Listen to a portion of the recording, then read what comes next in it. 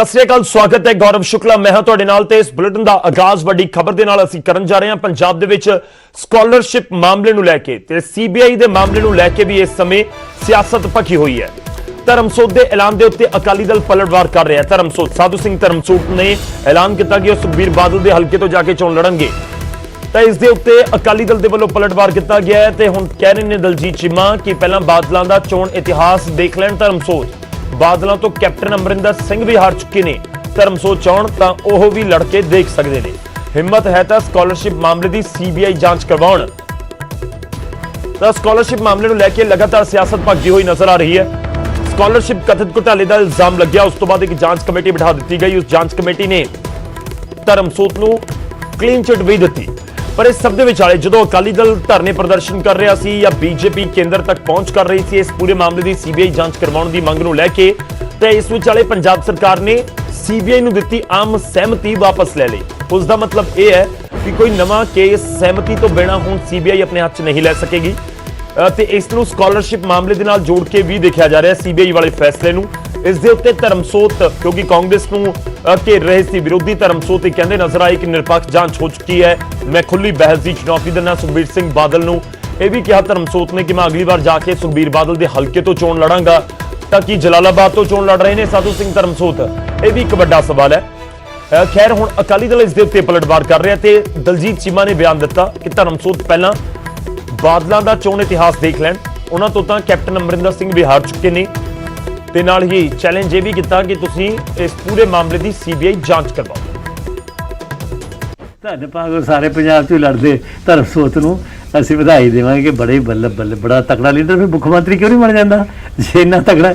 ਇਸ ਕਰਕੇ ਕੋਈ ਸਾਡੀ ਦਾ ਨਹੀਂ। ਅਕਾਲੀ ਦਲ ਇੱਕ ਬੜੀ ਵੱਡੀ ਇਤਿਹਾਸਕ ਪਾਰਟੀ ਹੈ ਜੀ, ਕਾਂਗਰਸ ਤੋਂ ਵੀ ਵੱਡੀ ਕੁਰਬਾਨੀ ਹੈ ਦੇਸ਼ ਦੇ ਵਿੱਚ, ਔਰ ਇਸ ਤੋਂ ਕੋਈ ਮੁਨਕਰ ਨਹੀਂ ਹੋ ਸਕਦਾ। ਗੰਭੀਰ ਦੋਸ਼ ਧਰਮਸੋਤ ਤੇ ਲੱਗੇ ਆ। ਗਰੀਬ ਬੱਚਿਆਂ ਦੇ, ਐਸਸੀ ਬੱਚਿਆਂ ਦੇ, ਬੀਸੀ ਬੱਚਿਆਂ ਦੇ ਪੈਸੇ ਖਾਣ ਦੇ, ਵਜੀਫੇ ਦੇ। ਜੇ ਮਾੜੀ ਮੋਟੀ ਵੀ ਅਣਖ ਹੋਵੇ ਤੇ ਬੰਦਾ ਬਾਹਰ ਨਹੀਂ ਨਿਕਲਦਾ। ਪਰ ਹੈਰਾਨੀ ਹੈ ਕਿ ਧਰਮਸੋਤ ਸਾਹਿਬ ਹੀਰੋ ਬਣ ਕੇ ਅਮਰ ਹੋਣ ਦੀ ਕੋਸ਼ਿਸ਼ ਕਰ ਰਿਹਾ, ਚੁਣੌਤੀ ਦੇ ਰਿਹਾ ਸਰਦਾਰ ਸੁਖਬੀਰ ਸਿੰਘ ਬਾਦਲ ਨੂੰ ਕਿ ਮੈਂ ਤੁਹਾਡੇ ਖਿਲਾਫ ਚੋਣ ਲੜੂੰਗਾ। ਮਹਾਰਾਜ ਜੀ ਪਹਿਲਾਂ ਇਤਿਹਾਸ ਪੜ੍ਹ ਲਿਓ, ਉੱਥੇ ਲੰਬੀ ਦਾ ਕੈਪਟਨ ਅਮਰਿੰਦਰ ਸਿੰਘ ਹੋਰੀ ਬਾਦਲ ਸਾਹਿਬ ਦੇ ਖਿਲਾਫ ਲੜ ਕੇ ਪਹਿਲਾਂ ਹਾਰ ਚੁੱਕੇ। ਸਰਦਾਰ ਅਵਨੀਤ ਸਿੰਘ ਬਿੱਟੂ ਸਰਦਾਰ ਸੁਖਬੀਰ ਸਿੰਘ ਬਾਦਲ ਤੋਂ ਬੁਰੀ ਤਰ੍ਹਾਂ ਹਾਰ ਚੁੱਕਿਆ। ਇਸ ਕਰਕੇ ਜੇ ਤੁਹਾਨੂੰ ਵੀ ਖੁਰਕ ਹੁੰਦੀ ਹੈ ਤੇ ਸਾਨੂੰ ਕੋਈ ਇਤਰਾਜ਼ ਨਹੀਂ, ਤੁਸੀਂ ਵੀ ਆ ਜਾਓ, ਤੁਹਾਡਾ ਵੀ ਭੁਲੇਖਾ ਕੱਢ ਦਿਆਂਗੇ। ਪਰ ਪਹਿਲਾਂ ਜਿਹੜੀ ਸੀਬੀਆਈ ਇਨਕੁਆਇਰੀ ਹੈ ਨਾ, ਇੱਕ ਵਾਰੀ ਕਿਤੇ ਦਿਲ ਕੱਢੋ ਤੇ ਕਰਾ ਕੇ ਆਓ, ਤੇ ਉਦੋਂ ਪਹਿਲਾਂ ਹੀ ਤੁਹਾਨੂੰ ਸਲਾਖਾਂ ਦੇ ਪਿੱਛੇ ਜਾਣਾ ਪਊ। ਤਾਂ ਸਾਧੂ ਸਿੰਘ ਧਰਮਸੋਤ ਸੂਬੇ ਦੇ ਕੈਬਨਿਟ ਮੰਤਰੀ ਨੇ, ਉਹਨਾਂ ਦੇ ਵੱਲੋਂ ਕਿਹਾ ਗਿਆ ਸੀ ਮੈਂ ਜਾ ਕੇ ਲੜਾਂਗਾ ਸੁਖਬੀਰ ਬਾਦਲ ਦੇ ਹਲਕੇ ਤੋਂ। ਨਾਲ ਹੀ ਸੁਖਬੀਰ ਬਾਦਲ ਨੂੰ ਬਹਿਸ ਦੇ ਲਈ ਚੁਣੌਤੀ ਵੀ ਦਿੱਤੀ ਸੀ। ਉਸ ਦੇ ਉੱਤੇ ਸਿਆਸਤ ਭਖੀ ਹੋਈ ਹੈ। ਹੁਣ ਤੁਹਾਨੂੰ ਸੁਣਵਾ ਦਿੰਦੇ ਆ ਕਿ ਸਾਧੂ ਸਿੰਘ ਧਰਮਸੋਤ ਕਹਿ ਕੀ ਰਹੇ ਨੇ, ਕਿਵੇਂ ਉਹ ਚੈਲੰਜ ਕਰ ਰਹੇ ਨੇ ਤੇ ਚੋਣ ਲੜਨ ਨੂੰ ਲੈ ਕੇ ਕੀ ਕਹਿ ਰਹੇ ਨੇ। ਬਾਦਲ ਨੇ ਤਾਂ ਪੰਜਾਬ ਨੂੰ ਜਿਹਨਾਂ ਨੇ ਲੁੱਟਿਆ ਤੇ ਕੁੱਟਿਆ ਪੰਜਾਬ ਨੂੰ, ਔਰ ਇਹਨਾਂ ਦੇ ਪੈਰ ਕਿਤੇ ਲੱਗਦੇ ਨਹੀਂ। ਕੈਪਟਨ ਅਮਰਿੰਦਰ ਸਿੰਘ ਦੇ ਮੂਹਰੇ ਬੋਲ ਨਹੀਂ ਸਕਦੇ। ਪੰਜਾਬ ਦੇ ਲੋਕ ਉਹਨਾਂ ਨੂੰ ਪਿਆਰ ਕਰਦੇ, ਮੇਰੇ ਨਾਲ ਆ ਜਾਣ। ਮੈਂ ਸੁਖਬੀਰ ਬਾਦਲ ਨੂੰ ਕਹਿਣਾ ਉਹਨਾਂ ਨੂੰ ਚੈਲੰਜ ਹੈ ਕਿ ਲੜੋਗੇ? ਲੜੂੰਗਾ, ਸੁਖਬੀਰ ਸਿੰਘ ਬਾਦਲ ਦੇ ਖਿਲਾਫ ਲੜੂੰਗਾ, ਜਿੱਥੋਂ ਵੀ ਲੜਨਗੇ। ਹਾਂ ਕਿ ਲਗਾਤਾਰ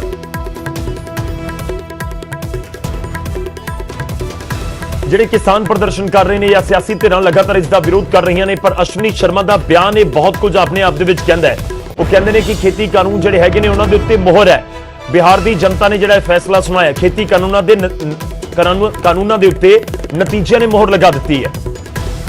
ਉਧਰ ਬਿਹਾਰ ਨਤੀਜਿਆਂ ਦਾ ਪੰਜਾਬ ਦੇ ਉੱਤੇ ਵੀ ਅਸਰ ਪੈਂਦਾ ਨਜ਼ਰ ਆ ਰਿਹਾ ਹੈ। ਅਸ਼ਵਨੀ ਸ਼ਰਮਾ ਨੂੰ ਪੰਜਾਬ ਬੀਜੇਪੀ ਦੇ ਪ੍ਰਧਾਨ ਨੇ, ਪਰ ਕੀ ਬਾਕੀ ਪੰਜਾਬ ਦੇ ਮੁੱਦੇ ਬਿਹਾਰ ਦੇ ਮੁੱਦੇ ਇੱਕੋ ਜਿਹੇ ਨੇ ਕਿ ਦੋਵੇਂ ਸੂਬਿਆਂ ਦੇ ਵਿੱਚ ਕੋਈ ਸਿਮਿਲੈਰਿਟੀ ਹੈ ਕਿ ਜਿਸ ਦੇ ਉੱਤੇ ਕਿਹਾ ਜਾਵੇ ਕਿ ਠੀਕ ਹੈ ਇਹ ਸਿਮਿਲੈਰਿਟੀਜ਼ ਹੈਗੀਆਂ ਨੇ ਤੇ ਇਸ ਕਰਕੇ ਅਸਰ ਪਏਗਾ। ਪਰ ਪੰਜਾਬ ਦੀ ਸਿਆਸਤ ਆਮ ਤੌਰ ਤੇ ਹਮੇਸ਼ਾ ਤੋਂ ਵੱਖਰੀ ਰਹੀ ਹੈ। ਜਦੋਂ ਅਸੀਂ ਦੇਖਦੇ ਹਾਂ ਕਿ ਸੈਂਟਰ ਦੇ ਵਿੱਚ ਕਾਂਗਰਸ ਦਾ ਰਾਜ ਰਿਹਾ, ਉਸ ਸਮੇਂ ਅਕਾਲੀ ਦਲ ਬੀਜੇਪੀ ਦੀ ਗਵਰਨਮੈਂਟ ਪੰਜਾਬ ਦੇ ਵਿੱਚ ਸੀ। ਸਭ ਨੂੰ ਯਾਦ ਹੋਏਗਾ 2004 ਤੋਂ ਲੈ ਕੇ 2014 ਦੇ ਵਿੱਚ 10 ਸਾਲ ਕੇਂਦਰ ਦੇ ਵਿੱਚ ਕਾਂਗਰਸ ਯੂਪੀਏ ਦੀ ਸਰਕਾਰ ਸੀ। ਯੂਪੀਏ 1 ਯੂਪੀਏ 2 ਦੀ ਸਰਕਾਰ ਰਹੀ 2004 ਤੋਂ 9 ਤੱਕ, 9 ਤੋਂ 14 ਤੱਕ। ਤੇ ਦੂਜੇ ਪਾਸੇ ਪੰਜਾਬ ਦੇ ਵਿੱਚ ਉਸ ਸਮੇਂ ਸਰਕਾਰ ਕਿਸ ਦੀ ਸੀ? ਪੰਜਾਬ ਦੇ ਵਿੱਚ ਸਰਕਾਰ ਸੀ ਅਕਾਲੀ ਦਲ ਬੀਜੇਪੀ ਦੀ। 2007 ਦੇ ਵਿੱਚ ਅਕਾਲੀ ਬੀਜੇਪੀ ਦੀ ਸਰਕਾਰ ਬਣੀ, 2012 ਚ ਮੁੜ ਤੋਂ ਬਣੀ, 2017 ਤੱਕ ਰਹੀ। ਤਾਂ ਉਹ ਟ੍ਰੈਂਡ ਥੋੜਾ ਜਿਹਾ ਪੰਜਾਬ ਦੇ ਵਿੱਚ ਹਮੇਸ਼ਾ ਤੋਂ ਵੱਖਰਾ ਨਜ਼ਰ ਆਇਆ। ਅਸੀਂ 2019 ਦੀਆਂ ਲੋਕ ਸਭਾ ਚੋਣਾਂ ਦੇ ਨਤੀਜਿਆਂ ਦਾ ਵੀ ਜ਼ਿਕਰ ਕਰ ਲਈਏ ਤਾਂ ਦੇਸ਼ ਭਰ ਦੇ ਵਿੱਚ ਬੀਜੇਪੀ ਨੇ ਜ਼ਬਰਦਸਤ ਪਰਫਾਰਮੈਂਸ ਦਿੱਤੀ ਸੀ, ਪਰ ਪੰਜਾਬ ਦੇ ਵਿੱਚ ਉਹਨਾਂ ਨੂੰ 2 ਸੀਟਾਂ ਹਾਸਲ ਹੋਈਆਂ, ਇੱਕ ਹੁਸ਼ਿਆਰਪੁਰ ਤੇ ਦੂਜੀ ਗੁਰਦਾਸਪੁਰ। ਕੁਝ ਸੀਟਾਂ ਦੇ ਉੱਤੇ ਬੀਜੇਪੀ ਦੇ ਉਮੀਦਵਾਰ ਹਾਰੇ, ਬਾਕੀ ਸੀਟਾਂ ਉੱਤੇ ਅਕਾਲੀ ਦਲ ਬੀਜੇਪੀ ਦੇ ਸਾਂਝੇ ਉਮੀਦਵਾਰ ਸੀ। ਹਾਲਾਂਕਿ ਹੁਣ ਤਾਂ ਗਠਜੋੜ ਟੁੱਟ ਚੁੱਕਿਆ ਹੈ, ਪਰ 2019 ਦੀਆਂ ਚੋਣਾਂ 'ਚ 2017 ਦੀਆਂ ਚੋਣਾਂ ਦੇ ਵਿੱਚ ਤਾਂ ਇਹ ਇਕੱਠੇ ਲੜ ਰਹੇ ਸੀ। 2019 ਦਾ ਮੈਂ ਖਾਸ ਤੌਰ ਤੇ ਲੋਕ ਸਭਾ ਚੋਣਾਂ ਦਾ ਜ਼ਿਕਰ ਕਰ ਰਿਹਾ ਤੇ ਉਸ ਸਮੇਂ ਵੀ ਬੀਜੇਪੀ ਅਕਾਲੀ ਦਲ ਨੂੰ ਕਈ ਸੀਟਾਂ ਦੇ ਉੱਤੇ ਹਾਰ ਦਾ ਸਾਹਮਣਾ ਕਰਨਾ ਪਿਆ ਸੀ। ਖੈਰ, ਬਿਹਾਰ ਨਤੀਜਿਆਂ ਦਾ ਕੀ ਵਾਕਈ ਪੰਜਾਬ ਤੇ ਅਸਰ ਪੈਂਦਾ ਹੈ? ਕਿਹੜੇ ਲਿਹਾਜ਼ ਦੇ ਨਾਲ ਪੈਂਦਾ ਹੈ, ਕਿਸ ਐਂਗਲ ਦੇ ਨਾਲ ਪੈਂਦਾ ਹੈ? ਇਹ ਜ਼ਰੂਰ ਵੱਡਾ ਸਵਾਲ ਹੈ। ਜਿਹੜਾ ਪ੍ਰਭਾਵ ਹੈ ਪੰਜਾਬ ਦੇ ਅੰਦਰ ਵੀ ਦੇਖਣ ਨੂੰ ਮਿਲੇਗਾ। ਔਰ ਇੱਕ ਪਾਸੇ ਕਿਸਾਨ ਬਿੱਲਾਂ ਨੂੰ ਲੈ ਕੇ ਬਹੁਤ ਸਾਰੇ ਚਰਚਾਵਾਂ ਚੱਲ ਰਹੀਆਂ ਸੀ। ਬਿਹਾਰ ਹੋਏ, ਚਾਹੇ ਉੱਤਰ ਪ੍ਰਦੇਸ਼ ਹੋਏ, ਚਾਹੇ ਮੱਧ ਪ੍ਰਦੇਸ਼ ਹੋਏ, ਇਹ ਪਰਿਣਾਮਾਂ ਨੇ ਦੱਸਿਆ ਹੈ ਕਿ ਇਹ ਜਿਹੜੇ ਬਿੱਲ ਸੀ ਇਹ ਉਹਨਾਂ ਦੇ ਹਿੱਤ 'ਚ ਨੇ। ਔਰ ਕਿਸਾਨ ਦੇ ਬਿਨਾ ਕੋਈ ਵੀ ਚੁਣਾਵ ਨਹੀਂ ਜਿੱਤਿਆ ਜਾ ਸਕਦਾ ਦੇਸ਼ ਦੇ ਅੰਦਰ। ਔਰ ਦੇਸ਼ ਦੇ ਪ੍ਰਧਾਨ ਮੰਤਰੀ ਨਰਿੰਦਰ ਮੋਦੀ ਜੀ ਨੇ ਉਹਨਾਂ ਦੀ ਆਮਦਨ ਨੂੰ ਡਬਲ ਕਰਨ ਲਈ ਇਹ ਜਿਹੜੇ ਉਪਰਾਲੇ ਕੀਤੇ ਨੇ।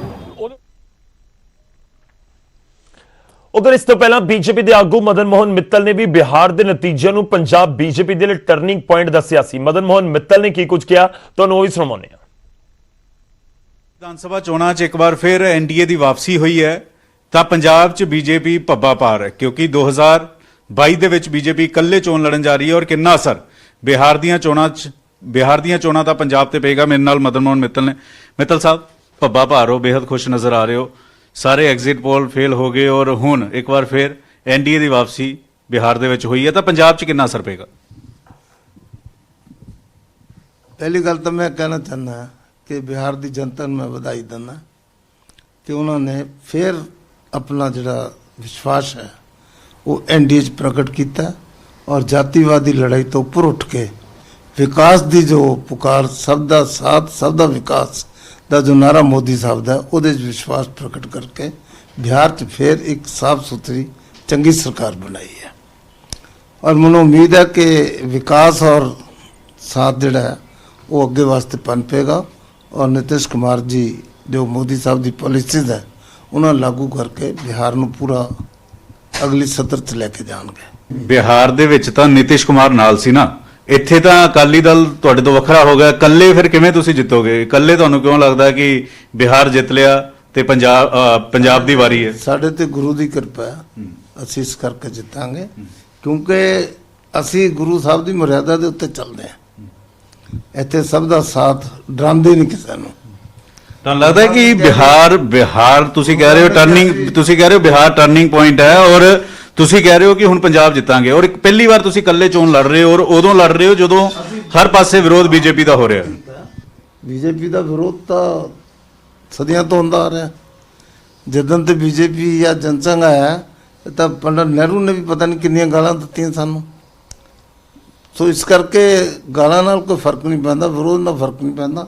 ਅਗਰ ਤੁਹਾਡੀ ਨੀਤੀ ਔਰ ਦ੍ਰਿਸ਼ਟੀਕੋਣ ਠੀਕ ਹੈ, ਅਗਰ ਤੁਹਾਡੀ ਸੋਚ ਠੀਕ ਹੈ, ਅਗਰ ਤੁਸੀਂ ਲੋਕਾਂ ਦੇ ਹਿੱਤ ਦੀ ਗੱਲ ਕਰੋਗੇ, ਲੋਕ ਤੁਹਾਨੂੰ ਚਾਂਸ ਦੇਣਗੇ। ਲੇਕਿਨ ਕਿਵੇਂ ਜਿੱਤੋਗੇ? ਇਕੱਲੇ ਕਿਵੇਂ ਜਿੱਤੋਗੇ ਜਦੋਂ ਕਿਸਾਨ ਵਿਰੋਧ ਕਰ ਰਹੇ, ਹਰ ਪਾਸੇ ਵਿਰੋਧ?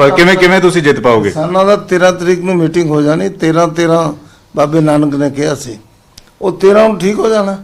ਲੇਕਿਨ 23 ਸੀਟਾਂ ਲੜਨ ਵਾਲੀ ਪੰਜਾਬ ਬੀਜੇਪੀ, ਤੁਸੀਂ ਕਹਿ ਰਹੇ ਹੋ 22 ਚ ਸਰਕਾਰ ਬਣਾਏਗੀ, ਤੁਸੀਂ ਕਹਿ ਰਹੇ ਹੋ ਕਿ ਟਰਨਿੰਗ ਪੁਆਇੰਟ ਆ, ਤੁਸੀਂ ਕਹਿ ਰਹੇ ਹੋ ਕਿ ਬਿਹਾਰ ਜਿੱਤਿਆ। ਹੁਣ ਨਵਾਂ ਇੱਕ ਤੁਸੀਂ ਨਾਰਾ ਦੇਤਾ, ਬਿਹਾਰ ਜੀਤਾ ਔਰ ਪੰਜਾਬ ਕੀ ਵਾਰੀ ਹੈ। ਅਸੀਂ ਇਸ ਕਰਕੇ ਕਹਿ ਰਹੇ ਹਾਂ ਵੀ ਸਾਡੀਆਂ ਨੀਤੀਆਂ ਕਲੀਅਰ ਹੈ, ਸਾਡਾ ਪ੍ਰਧਾਨ ਮੰਤਰੀ ਸਟਰੋਂਗ ਹੈ, ਉਹਨੇ ਸਾਰੇ ਕਿਸਾਨਾਂ ਦੀ ਮਦਦ ਕੀਤੀ ਹੈ, ਕਿਸਾਨਾਂ ਨੂੰ ਬਹੁਤ ਕੁਝ ਦਿੱਤਾ ਔਰ ਅੱਗੇ ਵਾਸਤੇ ਵੀ ਦੇਣ ਵਾਸਤੇ ਤਿਆਰ ਹੈ। ਮਿੱਤਲ ਸਾਹਿਬ ਨੂੰ ਪੂਰਾ ਭਰੋਸਾ ਹੈ ਕਿ ਇਹ ਕਹਿ ਰਹੇ ਨੇ ਕਿ ਬਿਹਾਰ ਜਿੱਤ ਲਿਆ, ਹੁਣ ਪੰਜਾਬ ਦੀ ਵਾਰੀ ਹੈ। ਇਹ ਟਰਨਿੰਗ ਪੁਆਇੰਟ ਜਿਹੜਾ ਵਾ ਉਹ ਭਾਜਪਾ ਦੇ ਲਈ ਸਾਬਤ ਹੋਏਗਾ। ਕੈਮਰਾਮੈਨ ਰਜਿੰਦਰ ਦੇ ਨਾਲ ਪੰਕਜ ਕਪਾਈ, ਨਿਊਜ਼ 18 ਚੰਡੀਗੜ੍ਹ। ਸਵਾਲ ਤਾਂ ਜ਼ਰੂਰ ਵੱਡਾ ਹੈ ਕਿ ਵਾਕਈ ਟਰਨਿੰਗ ਪੁਆਇੰਟ ਬੀਜੇਪੀ ਦੇ ਲਈ ਹੋ ਸਕਦਾ ਹੈ ਖੇਤੀ ਕਾਨੂੰਨਾਂ ਦੇ ਵਿਰੋਧ ਦੇ ਵਿਚਾਲੇ ਕਿ 13 ਤਰੀਕ ਨੂੰ ਸਭ ਕੁਝ ਆਲ ਇਜ਼ ਵੈਲ ਹੋਏਗਾ ਤੇ ਬੀਜੇਪੀ ਕਮਬੈਕ ਕਰ ਜਾਏਗੀ।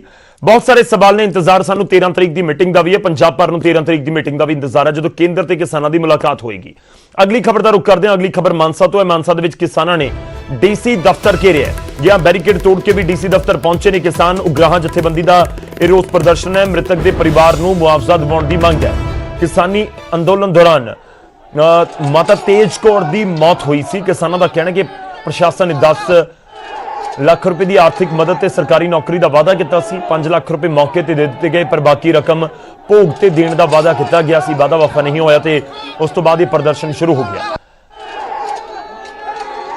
ਤਾਂ ਇਹ ਤਸਵੀਰਾਂ ਅਸੀਂ ਤੁਹਾਨੂੰ ਦਿਖਾ ਰਹੇ ਹਾਂ ਜਿੱਥੇ ਬੈਰੀਕੇਡਿੰਗ ਕੀਤੀ ਗਈ ਸੀ। ਪੁਲਿਸ ਉੱਥੇ ਪੂਰੀ ਜ਼ੋਰ ਲਗਾਉਂਦੀ ਨਜ਼ਰ ਆਈ ਕਿ ਰੋਕ ਲਿਆ ਜਾਵੇ, ਕਿਸਾਨਾਂ ਨੂੰ ਅੰਦਰ ਨਾ ਵੜਨ ਦਿੱਤਾ ਜਾਵੇ, ਪਰ ਕਿਸਾਨ ਅੰਦਰ ਵੜਨ ਦੇ ਵਿੱਚ ਕਾਮਯਾਬ ਹੋਏ ਨੇ। ਡੀਸੀ ਦਫ਼ਤਰ ਦਾ ਘਿਰਾਓ ਕਰਨ ਦੇ ਲਈ ਪਹੁੰਚੇ ਸੀ ਕਿਉਂਕਿ ਤਾਦਾਦ ਬਹੁਤ ਸੀ ਕਿਸਾਨਾਂ ਦੀ ਤੇ ਉਹਨਾਂ ਦੀ ਮੰਗ ਇਹੀ ਹੈ ਕਿ ਜੋ ਵਾਅਦਾ ਕੀਤਾ ਸੀ ਉਸ ਨੂੰ ਵਫਾ ਕਰੋ। 5 ਲੱਖ ਰੁਪਏ ਦੇ ਦਿੱਤਾ ਤੇ ਬਾਅਦ ਦੇ ਵਿੱਚ ਕਿਹਾ ਸੀ ਕਿ 5 ਲੱਖ ਰੁਪਏ ਭੋਗ ਵਾਲੇ ਦਿਨ ਦਿੱਤਾ ਜਾਵੇਗਾ, ਪਰ ਉਹ 5 ਲੱਖ ਨਹੀਂ ਮਿਲਿਆ ਤੇ ਉਸ ਤੋਂ ਬਾਅਦ ਕਿਸਾਨਾਂ ਦੇ ਵੱਲੋਂ ਇਹ ਪ੍ਰਦਰਸ਼ਨ ਕੀਤਾ ਜਾ ਰਿਹਾ। ਸਿੱਧਾ ਰੁਕ ਕਰਦਾ ਮੈਂ ਮਾਨਸਾ ਦਾ, ਮੇਰੇ ਸਹਿਯੋਗੀ ਇਸ ਸਮੇਂ ਸਾਡੇ ਨਾਲ ਨੇ ਬਲਦੇਵ ਸ਼ਰਮਾ। ਬਲਦੇਵ, ਕੀ ਕੁਝ ਤੁਹਾਡੇ ਕੋਲ ਜਾਣਕਾਰੀ ਇਸ ਪੂਰੇ ਪ੍ਰਦਰਸ਼ਨ ਨੂੰ ਲੈ ਕੇ? ਪ੍ਰਸ਼ਾਸਨ ਦਾ ਕੀ ਤਰਕ ਹੈ ਕਿ ਜੇ ਕਿਹਾ ਸੀ ਭੋਗ ਵਾਲੇ ਦਿਨ ਬਾਕੀ ਦੀ ਰਾਸ਼ੀ ਦਿੱਤੀ ਜਾਵੇਗੀ ਤਾਂ ਕੀ ਨਹੀਂ ਪਹੁੰਚੀ ਜਾਂ ਪ੍ਰਸ਼ਾਸਨ ਉੱਥੇ ਨਹੀਂ ਪਹੁੰਚਿਆ? ਜੀ ਗੌਰਵ, ਦੱਸਣਾ ਚਾਹਾਂਗਾ ਕਿ ਮਾਨਸਾ ਜ਼ਿਲ੍ਹੇ ਦੇ ਕਸਬਾ ਬੁਢਲਾਡਾ 'ਚ ਕਿਸਾਨੀ ਸੰਘਰਸ਼ ਦੌਰਾਨ 80 ਵਰਸ਼ੀय ਤੇਜ ਕੌਰ ਦੀ ਮੌਤ ਹੋ ਗਈ ਸੀ। ਉਸ ਟਾਈਮ ਪਰਿਵਾਰ ਤੇ ਕਿਸਾਨ ਯੂਨੀਅਨ ਨੇ 10 ਲੱਖ ਰੁਪਏ ਮੁਆਵਜ਼ਾ ਤੇ ਇੱਕ ਮੈਂਬਰ ਲਈ ਸਰਕਾਰੀ ਨੌਕਰੀ ਦੀ ਮੰਗ ਰੱਖੀ ਸੀ। 1 ਮਹੀਨੇ ਤੋਂ ਬਾਅਦ ਸੰਘਰਸ਼ ਤੋਂ ਬਾਅਦ ਪ੍ਰਸ਼ਾਸਨ ਨੇ ਕਿਹਾ ਸੀ ਕਿ 10 ਲੱਖ ਰੁਪਇਆ ਦਿੱਤਾ ਜਾਊਗਾ, ਨੌਕਰੀ ਲਈ ਸਿਫਾਰਿਸ਼ ਕੀਤੀ ਜਾਊਗੀ। 5 ਲੱਖ ਰੁਪਇਆ ਸੰਸਕਾਰ ਵਾਲੇ ਦਿਨ ਦੇ ਦਿੱਤਾ ਗਿਆ ਤੇ 5 ਅੱਜ ਭੋਗ ਵਾਲੇ ਦਿਨ ਦੇਣਾ ਸੀ, ਪਰ ਪ੍ਰਸ਼ਾਸਨ ਵੱਲੋਂ ਰਕਮ ਦੇਣ ਤੋਂ ਇਨਕਾਰ ਕਰਤਾ, ਜਿਹਦੇ ਕਰਕੇ ਕਿਸਾਨ ਯੂਨੀਅਨ ਨੇ ਬੈਰੀਕੇਡ ਤੋੜ ਕੇ ਡੀਸੀ ਦਫ਼ਤਰ ਦਾ ਜਿਹੜਾ ਧਰਨਾ ਫਿਰ ਤੋਂ ਮੱਲ ਲਿਆ। ਤੇ ਹੁਣ ਪ੍ਰਸ਼ਾਸਨ ਦਾ ਆਪਣਾ ਤਰਕ ਹੈ। ਉਹਨਾਂ ਦਾ ਕਹਿਣਾ ਹੈ ਕਿ ਪਰਿਵਾਰ ਦੇ ਮੈਂਬਰਾਂ ਵਿੱਚ ਜਿਹੜੀ ਰਕਮ ਦਿੱਤੀ ਹੈ, ਆਰਥਿਕ ਮਦਦ ਦਿੱਤੀ ਹੈ, ਉਹਨੂੰ ਲੈ ਕੇ ਮਤਭੇਦ ਨੇ, ਇਸ ਕਰਕੇ ਉਹ ਬਾਕੀ ਰਕਮ ਹੋਲਡ ਕੀਤੀ ਗਈ ਹੈ। ਜੇਕਰ ਇਹਨਾਂ ਦੀ ਸਹਿਮਤੀ ਬਣਦੀ ਹੈ ਤਾਂ ਉਹ ਪੈਸੇ ਦੇਣਗੇ, ਪਰ ਹੁਣ ਕਿਸਾਨ ਯੂਨੀਅਨ ਇਸ ਗੱਲ ਤੇ ਅੜੀ ਹੋਈ ਹੈ ਕਿ 5 ਲੱਖ ਰੁਪਇਆ ਤੁਰੰਤ ਦਿੱਤਾ ਜਾਵੇ ਬਿਨਾਂ ਕਿਸੇ ਹੁਣ ਵੀ ਜਾਰੀ ਹੈ ਉੱਥੇ? ਬਿਲਕੁਲ ਲਗਾਤਾਰ ਚੱਲ ਰਿਹਾ ਜੀ, ਜਿੰਨਾ ਚਿਰ ਕਹਿੰਦੇ 5 ਲੱਖ ਰੁਪਇਆ ਨਹੀਂ ਮਿਲਦਾ ਤੇ ਨੌਕਰੀ ਨਹੀਂ ਮਿਲਦੀ। ਠੀਕ ਹੈ, ਮੈਂ ਥੋੜੀ ਚੀਜ਼ ਵੀ ਸਮਝਣਾ ਚਾਹੁੰਦਾ ਕਿ ਲਿਖਤੀ ਰੂਪ ਦੇ ਵਿੱਚ ਕੋਈ ਭਰੋਸਾ ਦਿੱਤਾ ਸੀ 10 ਲੱਖ ਰੁਪਏ ਦਾ, ਤੇ ਦੂਜਾ ਪੁਆਇੰਟ ਮੈਂ ਇਹ ਵੀ ਸਮਝਣਾ ਚਾਹੁੰਦਾ ਕਿ ਕਿਸਾਨ ਜਥੇਬੰਦੀਆਂ ਕੀ ਕਹਿ ਰਹੀਆਂ ਨੇ? ਅੱਜ ਹੀ ਭੋਗ ਸੀ ਮਾਤਾ ਤੇਜ ਕੌਰ ਦਾ? ਬਿਲਕੁਲ ਜੀ, ਅੱਜ ਦੀ ਸਾਰੀ ਘਟਨਾ ਹੈ ਜੀ। ਪਹਿਲਾਂ ਲਿਖਤੀ ਸਮਝੌਤਾ ਹੋਇਆ ਸੀ ਕਿਸਾਨ ਯੂਨੀਅਨ ਤੇ ਜ਼ਿਲ੍ਹਾ ਪ੍ਰਸ਼ਾਸਨ ਦਾ, 5 ਲੱਖ ਰੁਪਇਆ ਉਸੇ ਟਾਈਮ ਦੇ ਦਿੱਤਾ ਗਿਆ ਸੀ ਤੇ 5 ਲੱਖ ਰੁਪਇਆ ਅੱਜ ਦੇਣਾ।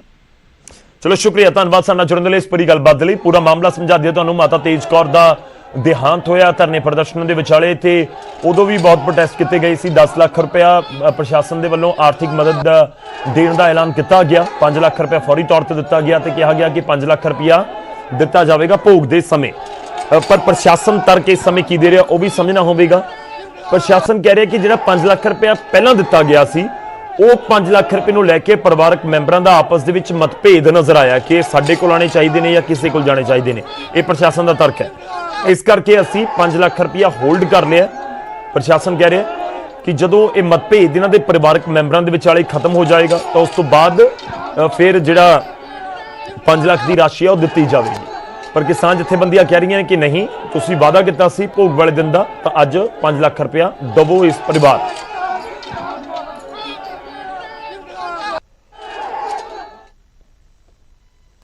ਹੁਣ ਅੱਗੇ ਵਧਦੇ ਅਗਲੀ ਖਬਰ ਦਾ ਰੁਖ ਕਰਦੇ ਹਾਂ। ਗੱਲ ਹੋਵੇਗੀ ਕੈਬਨਿਟ ਮੰਤਰੀ ਭਾਰਤ ਭੂਸ਼ਣ ਆਸ਼ੂ ਦੀ। ਕੋਰੋਨਾ ਰਿਪੋਰਟ ਪੋਜ਼ਿਟਿਵ ਹੈ ਤੇ ਇਸ ਸਭ ਦੇ ਵਿਚਾਲੇ ਉਹਨਾਂ ਦੀ ਪਤਨੀ ਦੇ ਵੱਲੋਂ ਕੋਵਿਡ ਨਿਯਮਾਂ ਦੀ ਉਲੰਘਣਾ ਕੀਤੀ ਜਾ ਰਹੀ ਹੈ। ਬਿਨਾਂ ਮਾਸਕ ਤੋਂ ਮੀਟਿੰਗ ਦੇ ਵਿੱਚ ਸ਼ਾਮਲ ਹੋਏ ਨੇ ਭਾਰਤ ਭੂਸ਼ਣ ਆਸ਼ੂ ਦੀ ਪਤਨੀ ਤੇ ਮੀਟਿੰਗ ਦੇ ਵਿੱਚ ਸੋਸ਼ਲ ਡਿਸਟੈਂਸਿੰਗ ਦਾ ਵੀ ਕੋਈ ਖਿਆਲ ਨਹੀਂ ਰੱਖਿਆ ਗਿਆ। ਕੋਰੋਨਾ ਪੋਜ਼ਿਟਿਵ ਨੇ ਮੰਤਰੀ ਭਾਰਤ ਭੂਸ਼ਣ ਆਸ਼ੂ। ਕੱਲ ਦੀ ਮੀਟਿੰਗ ਦੀਆਂ ਤਸਵੀਰਾਂ ਆਸ਼ੂ ਵੀ ਕੱਲ ਪੋਜ਼ਿਟਿਵ ਆਈ ਨੇ। ਲੁਧਿਆਣਾ ਦੇ ਵਿੱਚ ਕਾਉਂਸਲਰ ਵੀ ਨੇ ਮਮਤਾ ਆਸ਼ੂ ਜੋ ਉਹਨਾਂ ਦੀ ਪਤਨੀ ਨੇ। ਅਤੇ ਸਵਾਲ ਇਹ ਹੈ ਕਿ ਜੇਕਰ ਆਮ ਲੋਕਾਂ ਦੇ ਨਾਲ ਕੀ ਹੁੰਦਾ ਹੈ, ਜੇਕਰ ਕਿਸੇ ਦੇ ਪਰਿਵਾਰ ਦੇ ਵਿੱਚ ਕੋਈ ਕੋਵਿਡ ਪੋਜ਼ਿਟਿਵ ਨਿਕਲੇ ਆਵੇ, ਯਾਨੀ ਕਿ ਕਿਸੇ ਦੀ ਕੋਰੋਨਾ ਦੀ ਰਿਪੋਰਟ ਪੋਜ਼ਿਟਿਵ ਆ ਜਾਵੇ, ਤਾਂ ਪੂਰੇ ਪਰਿਵਾਰ ਨੂੰ ਹੀ ਕੁਆਰੰਟਾਈਨ ਕਰ ਦਿੱਤਾ ਜਾਂਦਾ ਹੈ। ਜਿਸ ਸ਼ਖਸ ਦੀ ਪੋਜ਼ਿਟਿਵ ਆਈ ਹੈ ਰਿਪੋਰਟ, ਉਹਨਾਂ ਨੂੰ ਕਿਹਾ ਜਾਏਗਾ ਕਿ ਤੁਸੀਂ ਆਈਸੋਲੇਟ ਰਹੋ ਤੇ ਬਾਕੀ ਜਿਹੜੇ ਪਰਿਵਾਰਕ ਮੈਂਬਰ ਨੇ ਉਹਨਾਂ ਨੂੰ ਕੁਆਰੰਟਾਈਨ ਕੀਤਾ ਜਾਂਦਾ ਹੈ ਕਿ ਘੱਟੋ ਘੱਟ ਤੁਸੀਂ ਘਰ ਤੋਂ ਬਾਹਰ ਤਾਂ ਨਾ ਆਓ, ਘਰ ਦੇ ਅੰਦਰ ਹੀ ਰਹੋ, ਆਪਸ ਦੇ ਵਿੱਚ ਵੀ ਘੱਟੋ ਘੱਟ ਨਾ ਮਿਲੋ। ਪਰ ਕੀ ਇਹ ਜਿਹੜਾ ਰੂਲ ਹੈ ਜਾਂ ਗਾਈਡਲਾਈਨਸ ਨੇ ਇਹ ਕੈਬਨਿਟ ਮੰਤਰੀ ਦੇ ਪਰਿਵਾਰ ਦੇ ਉੱਤੇ ਇੰਪਲੀਮੈਂਟ ਨਹੀਂ ਹੁੰਦੇ? ਕਿਉਂ ਨਹੀਂ ਹੁੰਦੇ? ਰੂਲਸ ਤਾਂ ਸਭ ਦੇ ਲਈ ਇੱਕ ਨੇ। ਤਾਂ ਮਮਤਾ ਆਸ਼ੂ ਨਜ਼ਰ ਆਏ ਨੇ ਇੱਕ ਮੀਟਿੰਗ ਦੇ ਵਿੱਚ, ਨਾ ਮੂੰਹ ਦੇ ਉੱਤੇ ਮਾਸਕ, ਨਾ ਸੋਸ਼ਲ ਡਿਸਟੈਂਸਿੰਗ।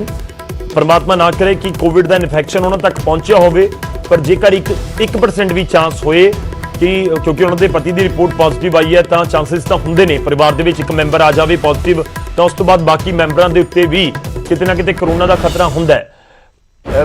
ਜੇ 1% ਵੀ ਮੰਨੀਏ ਕਿ ਉਹਨਾਂ ਦੇ ਵਿੱਚ ਵੀ ਇਨਫੈਕਸ਼ਨ ਪਹੁੰਚ ਗਿਆ ਹੋਇਆ ਤਾਂ ਕੀ ਇਹ ਅੱਗੇ ਸਪਰੈਡ ਨਹੀਂ ਹੋ ਰਿਹਾ ਹੋਏਗਾ, ਬਾਕੀ ਲੋਕਾਂ ਦੇ ਲਈ ਦਿੱਕਤ ਨਹੀਂ ਹੋ ਸਕਦੀ?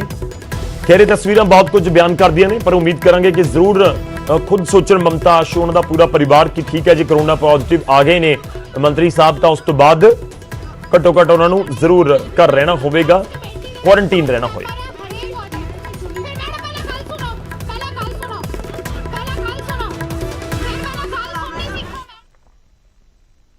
ਤੇ ਦੋ ਤਸਵੀਰਾਂ ਵੀ ਅਸੀਂ ਤੁਹਾਨੂੰ ਦਿਖਾਈਆਂ ਨੇ, ਇੱਕ ਪਾਸੇ ਭਾਰਤ ਭੂਸ਼ਣ ਆਸ਼ੂ ਜੋ ਕਰੋਨਾ ਪੋਜ਼ਿਟਿਵ ਆਏ ਨੇ ਤੇ ਦੂਜੇ ਪਾਸੇ ਉਹਨਾਂ ਦੀ ਪਤਨੀ ਜੋ ਪਬਲਿਕ ਮੀਟਿੰਗ ਦੇ ਵਿੱਚ ਪਹੁੰਚੇ ਹੋਏ ਸਨ।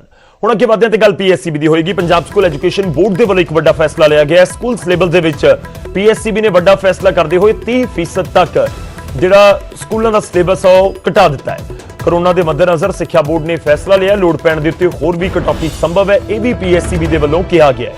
2021 ਦੀਆਂ ਪ੍ਰੀਖਿਆਵਾਂ ਦੇ ਵਿੱਚ ਵੀ ਬਦਲਾਅ ਕੀਤਾ ਜਾਏਗਾ, ਇਹ ਵੀ ਬਿਆਨ ਜਾਰੀ ਕਰਕੇ ਕਿਹਾ ਗਿਆ। ਬਦਲਾਅ ਦਾ ਮਤਲਬ ਕੀ ਹੈ, ਇਹ ਵੀ ਇੱਕ ਵੱਡਾ ਸਵਾਲ ਜ਼ਰੂਰ ਹੈ ਕਿ ਬਦਲਾਅ ਇਸ ਤਰੀਕੇ ਨਾਲ ਸਮਝਿਆ ਜਾਵੇ ਕਿ ਐਗਜ਼ਾਮ ਦਾ ਕੋਈ ਸਮਾਂ ਵਧਾਇਆ ਜਾਏਗਾ ਜਾਂ ਐਗਜ਼ਾਮ ਦੇ ਲਈ ਕੋਈ ਨਵਾਂ ਪੈਟਰਨ ਅਪਣਾਇਆ ਜਾਏਗਾ। ਪਰ ਤੁਹਾਨੂੰ ਦੱਸ ਦਈਏ ਕਿ 30% ਸਿਲੇਬਸ ਘਟਾ ਦਿੱਤਾ ਗਿਆ ਹੈ। ਇਸ ਦਾ ਮਤਲਬ ਇਹ ਹੈ ਕਿ ਜੇਕਰ ਤੁਹਾਡੀ ਕਿਤਾਬ ਦੇ 10 ਚੈਪਟਰ ਨੇ, 10 ਲੈਸਨਸ ਨੇ, ਤਾਂ ਹੁਣ ਉਸ ਦੇ ਵਿੱਚੋਂ 3 ਲੈਸਨ ਖਤਮ ਕਰ ਦਿੱਤੇ ਜਾਣਗੇ, ਤੁਹਾਨੂੰ 7 ਹੀ ਪੜ੍ਹਨੇ ਹੋਣਗੇ। ਤੇ ਜੇਕਰ ਤੁਹਾਡੀ ਕਿਤਾਬ ਦੇ ਵਿੱਚ 20 ਲੈਸਨ ਨੇ ਤਾਂ ਉਹਨਾਂ ਦੇ ਵਿੱਚੋਂ 6 ਲੈਸਨ ਖਤਮ ਕਰ ਦਿੱਤੇ ਜਾਣਗੇ, ਤੁਹਾਨੂੰ 14 ਹੀ ਪੜ੍ਹਨੇ ਹੋਣਗੇ, ਤੁਹਾਡੇ ਬੱਚੇ ਨੂੰ 14 ਹੀ ਪੜ੍ਹਨੇ ਹੋਣਗੇ, ਉਸ ਦੇ ਵਿੱਚੋਂ ਹੀ ਪੇਪਰ ਆਏਗਾ। ਹਾਲਾਂਕਿ ਉਹ 30% ਕਿਵੇਂ ਕੱਟਿਆ ਗਿਆ ਉਹ ਜ਼ਰੂਰ ਤੁਹਾਨੂੰ ਆਪਣੇ ਟੀਚਰ ਦੇ ਨਾਲ ਗੱਲਬਾਤ ਕਰਨੀ ਹੋਏਗੀ। ਉਹ ਐਵੇਂ ਰੈਂਡਮਲੀ ਨਹੀਂ ਹੈ ਕਿ ਪਿਛਲੇ 3 ਲੈਸਨ ਉਡਾ ਦਿੱਤੇ ਜਾਂ ਪਿਛਲੇ 6 ਲੈਸਨ ਖਤਮ ਕਰ ਦਿੱਤੇ। ਉਹ ਜਿਵੇਂ ਸਿਲੇਬਸ ਹੁੰਦਾ ਉਸ ਹਿਸਾਬ ਦੇ ਨਾਲ ਹੀ 30% ਕਟੌਤੀ ਕੀਤੀ ਗਈ। ਸਰਕਾਰ ਦਾ ਫੈਸਲਾ ਵਾ ਉਹ ਆਨਲਾਈਨ ਸਟੱਡੀ ਦੇ ਹਿਸਾਬ ਨਾਲ ਠੀਕ ਵਾ, ਪਰ ਜਦੋਂ ਆਪਾਂ ਸਕੂਲ ਜਾਂਦੇ ਹਾਂ ਉਹ ਜ਼ਿਆਦਾ ਵਧੀਆ ਸੀ, 5-6 ਘੰਟੇ ਸਾਨੂੰ ਜ਼ਿਆਦਾ ਪਤਾ ਲੱਗਦਾ ਸੀ, ਪਰ ਆਨਲਾਈਨ ਸਟੱਡੀ 'ਚ ਜ਼ਿਆਦਾ ਪਤਾ ਨਹੀਂ ਲੱਗਦਾ। ਇਸ ਕਰਕੇ ਆਪਾਂ ਚਾਹੁੰਦੇ ਹਾਂ ਕਿ ਇਹ ਵਾਇਰਸ ਛੇਤੀ ਤੋਂ ਛੇਤੀ ਮੁੱਕੇ ਤੇ ਆਪਾਂ ਫੇਰ ਸਕੂਲ ਜਾ ਸਕੀਏ। ਸਰਕਾਰ ਨੇ ਜਿਹੜਾ ਫੈਸਲਾ ਲਿਆ ਬਹੁਤ ਵਧੀਆ ਫੈਸਲਾ ਹੈ। ਜਿਸ ਤਰ੍ਹਾਂ 100% ਸਿਲੇਬਸ ਬੱਚਿਆਂ ਕੋਲ ਲਰਨ ਨਹੀਂ ਹੁੰਦਾ ਸੀ, ਇਸ ਤਰ੍ਹਾਂ 30% ਸਿਲੇਬਸ ਘਟਾਤਾ ਤਾਂ ਬਹੁਤ ਵਧੀਆ ਗੱਲ ਹੈ। ਪਰ ਸਾਡੀ ਤਦ ਵੀ ਕੋਸ਼ਿਸ਼ ਹੈ ਕਿ ਛੇਤੀ ਵਾਇਰਸ ਖਤਮ ਹੋਵੇ ਤੇ ਆਪਾਂ ਆਪਣੇ ਸਕੂਲ ਜਾਈਏ, ਕਿਉਂਕਿ ਆਨਲਾਈਨ ਸਟੱਡੀ ਏਡੀ ਵਧੀਆ ਸਟੱਡੀ ਨਹੀਂ ਹੁੰਦੀ, ਅੱਧੇ ਪੌਣੇ ਘੰਟੇ ਵਿੱਚ ਕੁਝ ਵੀ ਸਟੱਡੀ ਨਹੀਂ ਹੁੰਦੀ। ਹੋ ਗਿਆ ਥੋੜਾ ਬੋਝ ਘੱਟ, ਕਿਉਂਕਿ ਜਦੋਂ ਕਰੋਨਾ ਚੱਲ ਰਿਹਾ ਸੀ ਤਾਂ 6-7 ਮਹੀਨੇ ਘਰੇ ਬੈਠੇ ਸੀ ਤਾਂ ਕੋਈ ਤਰਲੀਫ ਤਾਂ ਲਾਜ਼ਮੀ ਤੌਰ ਤੇ ਨਜ਼ਰ ਆ ਰਿਹਾ ਹੈ ਵਿਦਿਆਰਥੀਆਂ ਦੇ ਲਈ ਵੀ, ਟੀਚਰਾਂ ਦੇ ਲਈ ਵੀ। ਅਗਲੀ ਖਬਰ ਦਾ ਰੁਖ ਕਰਦੇ ਹਾਂ। ਮੰਡੀ ਗੋਬਿੰਦਗੜ੍ਹ ਦੇ ਵਿੱਚ ਪੈਂਦੀ ਦੇਸ਼ ਭਗਤ ਯੂਨੀਵਰਸਿਟੀ ਦੇ ਵੱਲੋਂ ਪ੍ਰੈਸ ਕਾਨਫਰੰਸ ਕੀਤੀ ਗਈ, ਜਿਸ ਦੇ ਵਿੱਚ ਚਾਂਸਲਰ ਡਾਕਟਰ ਜ਼ੋਰਾ ਸਿੰਘ ਨੇ ਦੱਸਿਆ ਕਿ ਇਸ ਸਾਲ ਦਸੰਬਰ ਦੇ ਵਿੱਚ ਦੇਸ਼ ਭਗਤ ਗਰੁੱਪ ਦੇ 2 ਸੰਸਥਾਨ ਦੇਸ਼ ਭਗਤ ਆਯੁਰਵੈਦਿਕ ਕਾਲਜ ਤੇ ਹਸਪਤਾਲ ਦੀ ਸਿਲਵਰ ਜੁਬਲੀ ਹੋਣ ਵਾਲੀ ਹੈ, ਜਿਸ ਨੂੰ ਲੈ ਕੇ ਪੂਰੇ ਗਰੁੱਪ ਦੇ ਵੱਲੋਂ ਵੱਖ-ਵੱਖ ਪ੍ਰੋਗਰਾਮ ਕਰਵਾਏ ਜਾਣਗੇ। ਇਸ ਤੋਂ ਇਲਾਵਾ ਡਾਕਟਰ ਜ਼ੋਰਾ ਸਿੰਘ ਹੋਰਾਂ ਨੇ ਇਹ ਵੀ ਦੱਸਿਆ ਕਿ ਪੰਜਾਬ ਸਰਕਾਰ ਦੇ ਸਹਿਯੋਗ ਦੇ ਨਾਲ ਦੇਸ਼ ਭਗਤ ਯੂਨੀਵਰਸਿਟੀ ਦੇ ਵਿੱਚ 6ਵਾਂ ਜੌਬ ਫੈਸਟ ਕਰਵਾਇਆ ਗਿਆ ਹੈ, ਜਿਸ ਦੇ ਵਿੱਚ 2800 ਬੱਚਿਆਂ ਨੂੰ ਪਲੇਸਮੈਂਟ ਮਿਲੀ ਹੈ। ਯੂਨੀਵਰਸਿਟੀ ਦੇ ਲਈ ਇਹ ਵੀ ਮਾਣ ਵਾਲੀ ਗੱਲ ਹੈ ਕਿ ਦੇਸ਼ ਭਗਤ ਯੂਨੀਵਰਸਿਟੀ ਪੰਜਾਬ ਦੀ ਪਹਿਲੀ ਯੂਨੀਵਰਸਿਟੀ ਹੈ ਜਿਸ ਨੂੰ UGC ਵੱਲੋਂ 12B ਮਾਨਤਾ ਦਿੱਤੀ ਗਈ ਹੈ ਤੇ ਯੂਨੀਵਰਸਿਟੀ UGC ਤੋਂ ਗ੍ਰਾਂਟ ਹਾਸਲ ਕਰਨ ਦੇ ਯੋਗ ਹੋ ਚੁੱਕੀ ਹੈ। ਇਸ ਕਾਨਫਰੰਸ ਨੂੰ ਸੰਬੋਧਨ ਕਰਦੇ ਹੋਏ ਵਾਈਸ ਚਾਂਸਲਰ ਸ਼ਾਲਿਨੀ ਗੁਪਤਾ ਨੇ ਕਿਹਾ ਕਿ ਜਿੰਨਾ ਵੀ ਬੱਚਿਆਂ ਨੂੰ ਜੌਬ ਮਿਲੀ ਹੈ ਉਹ ਵੱਖ-ਵੱਖ ਖੇਤਰਾਂ ਦੇ ਵਿੱਚ ਮਿਲੀ ਸਿੱਖਿਆ ਦੇ ਆਧਾਰ ਦੇ ਉੱਤੇ ਉਹਨਾਂ ਨੂੰ ਇਹ ਅਪੋਰਚੁਨਿਟੀ ਮਿਲੀ ਹੈ ਜੋ ਜੌਬ ਉਹਨਾਂ ਨੇ ਹਾਸਲ ਕੀਤੀ।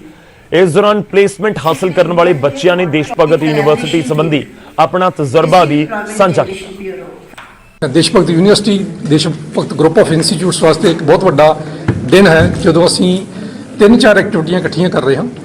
ਇੱਕ ਤਾਂ ਦੇਸ਼ ਭਗਤ ਆਯੁਰਵੈਦਿਕ ਕਾਲਜ ਐਂਡ ਦੇਸ਼ ਭਗਤ ਹਸਪੀਟਲ ਦੇ 25ਵੇਂ ਸਾਲ ਅਸੀਂ ਮਨਾ ਰਹੇ ਹਾਂ। 31 ਦਸੰਬਰ ਨੂੰ ਇਸ ਸਾਲ 25 ਸਾਲ ਸਾਡੇ ਆਯੁਰਵੈਦਿਕ ਕਾਲਜ ਤੇ ਹਸਪੀਟਲ ਦੇ ਪੂਰੇ ਹੋਣਗੇ। ਸਪਾਰਕ ਮੇਲਾ ਜੋ ਕਿ ਐਂਟਰਪ੍ਰੀਨਿਓਰਸ਼ਿਪ ਦੇਸ਼ ਭਗਤ ਯੂਨੀਵਰਸਿਟੀ ਦਾ IDC ਸੈੱਲ ਵੱਲੋਂ ਸੰਯੋਜਿਤ ਕੀਤਾ ਜਾ ਰਿਹਾ ਹੈ।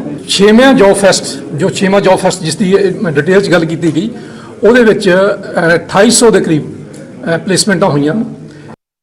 ਜੌਬਸ ਲੱਗੀਆਂ ਹਨ ਦੇਸ਼ ਭਗਤ ਯੂਨੀਵਰਸਿਟੀ ਵੱਲੋਂ, ਉਹ ਜੌਬਸ ਲੱਗੀਆਂ ਹਨ ਮੈਨੂਫੈਕਚਰਿੰਗ ਸੈਕਟਰ ਦੇ ਵਿੱਚ, ਜਿੱਥੇ ਕਿ ਸਕਿੱਲ ਓਰੀਐਂਟਡ ਜੌਬਸ ਰਹੀਆਂ, ਚਾਹੇ ਜਿਵੇਂ ਕਿ CNC ਆਪਰੇਟਰਸ, ਰਿਟਰਨਰਸ, ਜੋ ਬੈਂਕਾਂ ਦੇ ਵਿੱਚ ਜੌਬਸ ਲੱਗੀਆਂ ਹਨ, ਦੈਨ ਮੈਨੇਜਰਸ ਦੀਆਂ ਜੌਬਸ ਲੱਗੀਆਂ ਹਨ, ਔਰ +2 ਲੈਵਲ ਵਾਲੇ ਬੱਚਿਆਂ ਦੀਆਂ ਜੌਬਸ ਲੱਗੀਆਂ ਹਨ ਉਹਨਾਂ ਦੇ ਲੈਵਲ ਦੀਆਂ।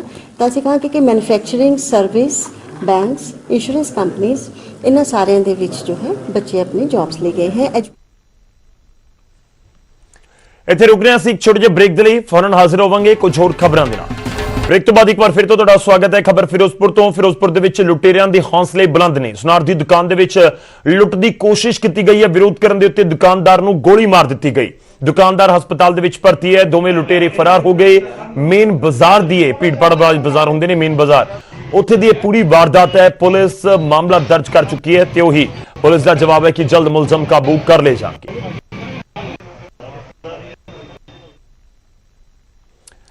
ਫਿਲਹਾਲ ਇਸ ਬੁਲੇਟਿਨ ਦੇ ਵਿੱਚ ਇੰਨਾ ਹੀ। ਇੱਕ ਵਕਫੇ ਦੇ ਲਈ ਰੁਕ ਰਹੇ ਹਾਂ। ਬ੍ਰੇਕ ਦੇ ਉਸ ਪਾਰ ਵੀ ਖਬਰਾਂ ਦਾ ਸਿਲਸਿਲਾ ਜਾਰੀ ਰਹੇਗਾ।